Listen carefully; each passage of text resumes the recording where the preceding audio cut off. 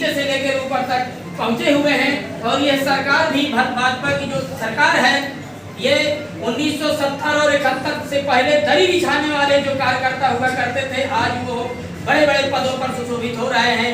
तो उनकी निजी मेहनत, निष्ठा और उनका जो कार्य और व्यवहार है यही वहां तक पहुंचाया है। तो शिक्षा मित्र 23 साल के अपने अनुभव और अपनी योग्यताओं के दम पर यह याचना करता है सरकार से कि हमको परमानेंट किया जाए अथवा मानदेय पर भी रखना है। तो 10,000 मानदेय बहुत अल्प होता है महंगाई की दृष्टि से। इसलिए माननीय योगी जी और मोदी जी से के निरंतर यह जो सत्र है हमारा 2023, ये संवाद से समाधान और समाधान, संवाद से समन्वय और समन्वय से समाधान, ये हमारे सत्र का नाम रखा गया है इस साल। कि हम जो है किसी भी प्रकार से लड़ेंगे नहीं, झगड़ेंगे नहीं, लेकिन तरीके बदलें। मैं मानता हूं कि सरकार में किसी प्रकार का धरना प्रदर्शन और भी तरीके से शक्ति प्रदर्शन कतई बर्दाश्त नहीं है। और उनके शासन सत्ता में इस तरीके की व्यवस्थाएं दी गई है कि हम अपने कार्यों से अलग हट करके कोई काम नहीं करना चाहते हैं। इसलिए हम समन्वय का कोई भी कोना नहीं छोड़ रहे हैं। हम नीचे से ऊपर तक संवाद कर रहे हैं, समन्वय कर रहे हैं ताकि समाधान का मार्ग प्रशस्त हो। इसी क्रम में आज हमने माननीय सांसद जी के माध्यम से प्रधानमंत्री महोदय को भेजा है और ये संज्ञान में दे दें कि माननीय उपाध्यक्ष जी भी हैं कि अगर हमारा यह समयबद्ध कार्यक्रम है, यदि हमारा सितंबर माह तक पूरा विचार नहीं होता है तो गरम तवा है, हथौड़ा भी चलेगा।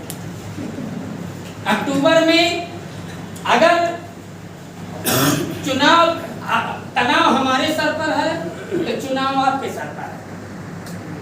तो ये तनाव है हमारा रोजी रोटी का, और राजनीति की रोजी रोटी होती है चुनाव।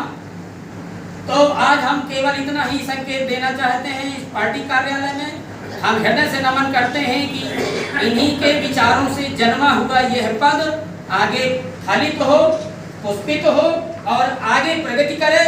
अन्य सरकारों ने इनको ऊपर उठाया, परमानेंट किया, किन्हीं खामियों के चलते न्यायपालिका के माध्यम से लौट के आए।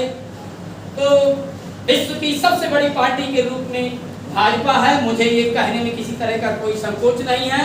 इसी प्रकार से मानदेय कर्मी, संविदा कर्मी और भी टेम्परेरी जो भी विभाग हैं संविदा के, उनमें से भारत की सबसे बड़ी जो संख्या की एक मिसाल कायम हुई है वो शिक्षा में।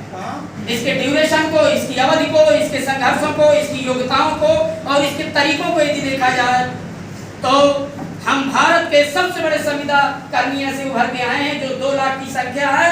और राजनीतिक चश्मे से यदि देखा जाए तो हर बीएलओ के रूप में भूमिका अदा कर रहे हैं। इसलिए सीधा सीधा माननीय डॉक्टर धर्मेंद्र जी से मैं संज्ञान कराना चाहता हूं कि हमारा और आपका सीधा सीधा एक स्वार्थ का ताना बाना आगे चलेगा।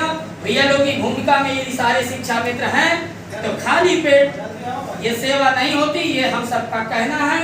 इसलिए शिक्षा मित्र जब भूखा होगा, ज्ञान का सागर सूखा होगा।